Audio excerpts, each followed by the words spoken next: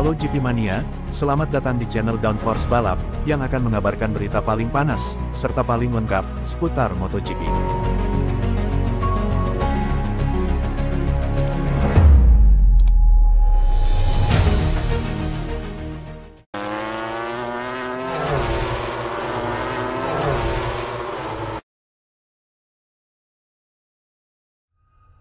Tampil memukau di MotoGP Amerika 2024, Maverick Vinales akui miliki senjata untuk menyalip. Maverick Vinales berhasil tampil gemilang di MotoGP Amerika 2024 pekan ini. Pembalap yang start dari pole position itu awalnya kurang beruntung saat momen start. Ia tak berhasil mempertahankan posisinya di barisan terdepan. Namun pada akhirnya, ia berhasil menyalip satu demi satu pembalap dan berakhir meraih kemenangan dengan finish di posisi pertama pada MotoGP Amerika 2024.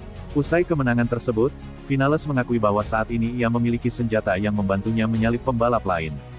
Hal itu tak dimilikinya saat membela tim-tim sebelumnya. Ya, saya beruntung di masa lalu saya tidak memiliki senjata yang saya miliki sekarang untuk menyalip. Semua orang tahu betul bahwa di masa lalu saya kesulitan untuk mendekati para pembalap.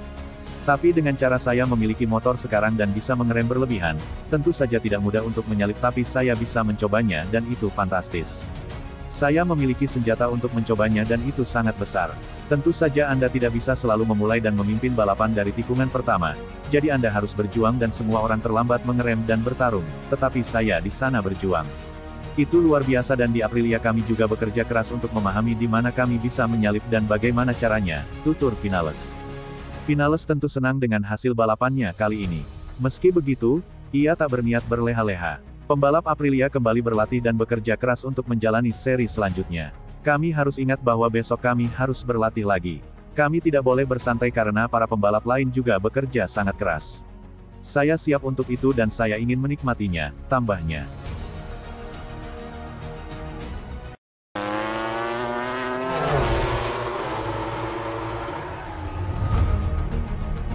Bagnaia ungkap keunggulan Ane Acosta, sangat cepat tak peduli ketahanan ban. Pembalap pemula, Pedro Acosta ternyata tampil sangat konsisten di barisan depan. Jika pembalap satelit Red Bull Gas Tetri itu disebut tampil cepat hanya kebetulan, tapi dia sudah membuktikan lajunya di 3 sirkuit berbeda sejauh ini. Dia tampil baik di Qatar, naik podium ketiga di Portugal dan kembali baik podium kedua di Amerika Serikat. Hasil sejauh ini sudah cukup membuktikan bahwa Acosta bisa cepat di semua sirkuit dan memiliki tingkat konsistensi yang sangat tinggi. Pujian juga datang dari sesama pembalap, adalah Francisco Bagnaia, Ducati Lenovo, yang mengakui kehebatan sang rookie. Acosta membuat saya terkesan lebih dari yang saya harapkan, akui Bagnaia berbicara kepada Speedweek.com. Dia sangat-sangat cepat, dia tidak peduli pada apapun, bahkan ban pun tidak, serunya. Dia tidak takut, bertarung seperti itu tanpa memiliki pengalaman apapun adalah hal yang hebat. Saya hanya perlu memberinya teriakan keras. Dia dan KTM adalah kombinasi yang sangat bagus. Saya bahagia untuk Anda, ucapnya kagum. Tapi saya ingin berada di depan mereka lagi, itulah tujuan saya.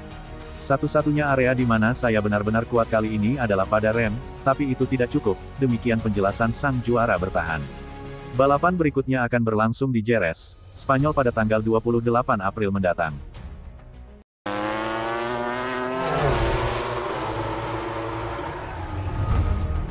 Bagnaia curiga semua motor pabrikan Ducati bermasalah di MotoGP Amerika. MotoGP Amerika Serikat berlangsung sangat menarik dan tak terduga. Pembalap Aprilia Racing, Maverick Vinales memborong kemenangan dalam sprint dan race utama. Sementara pasukan Ducati yang biasanya mendominasi kini hanya menjadi pelengkap podium. Pembalap satelit Gresini Racing, Marc Marquez menjadi satu-satunya pembalap Ducati di atas podium sprint. Sementara pembalap pabrikan Ducati Lenovo, Enea Bastianini juga menjadi pelengkap podium dalam balapan utama. Dua pembalap terkuat Ducati, Francisco Bagnaia, Ducati Lenovo, dan Jorge Martin, Prima Pramac Racing, tampil kesulitan sepanjang akhir pekan. Berbicara setelah balapan, Bagnaia menduga semua motor pabrikan Ducati memiliki masalah dibandingkan dengan motor satelit. Aneh karena Enea Bastianini tidak merasakan getaran sama sekali akhir pekan ini, seru Bagnaia dalam berita Speedweek.com. Saya merasa baik, Martin super cepat selama ini, tapi pada hari Minggu dia mengalami masalah. Sulit, situasi dengan ketiga motornya, tambah Bagnaia. Franco masih belajar, jadi sulit untuk membiarkan dia berkendara dengan paket yang sama. Enea mengalami masalah dengan rem dan belokan dan kemudian pada hari Minggu dia tiba-tiba bisa melaju untuk meraih kemenangan. Dalam hal ini, Kami hanya perlu berjuang untuk meraih kemenangan selama 6 lap, jelas pembalap Turin itu. Balapan berikutnya akan berlangsung di Jerez, Spanyol pada tanggal 28 April mendatang.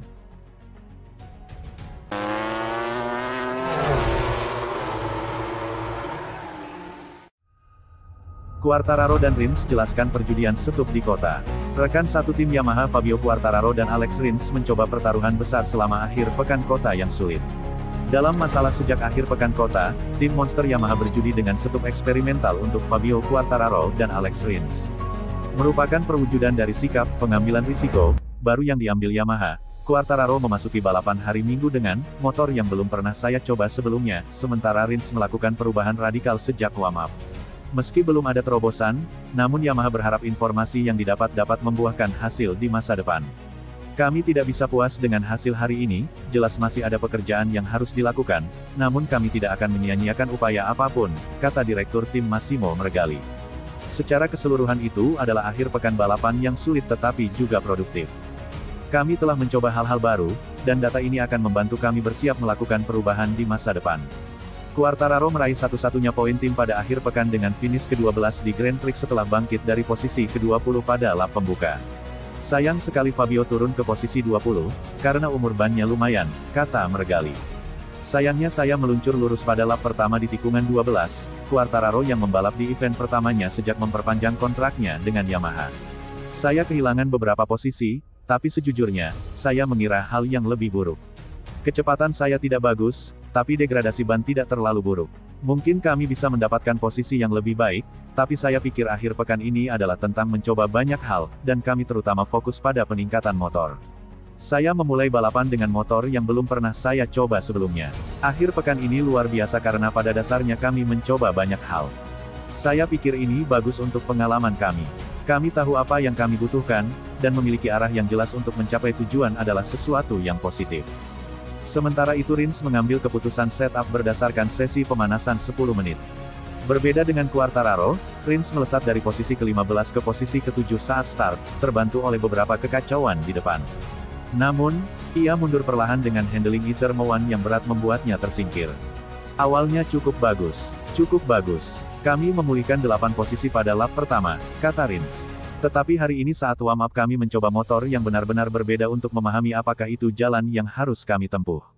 Saat warm up, kami hanya punya waktu 10 menit, dan saya tidak merasakan banyak perbedaan dibandingkan kemarin. Mungkin terasa lebih baik melepaskan rem di tikungan lambat yang kami alami kemarin. Jadi, kami memutuskan untuk tetap mempertahankan pengaturan untuk balapan, dan sejujurnya itu adalah kesalahan besar. Motor kami biasanya cukup berat pada perubahan arah. Dalam balapan, dengan setup ini, keadaannya bahkan lebih buruk lagi, jadi saya kehilangan waktu di sana. Lalu saya membuat kesalahan kecil di tikungan 15. Ada beberapa gundukan di trek, dan mungkin saya melewati satu gundukan itu dengan sedikit tekanan pada rem depan, dan kemudian saya kehilangan kendali depan.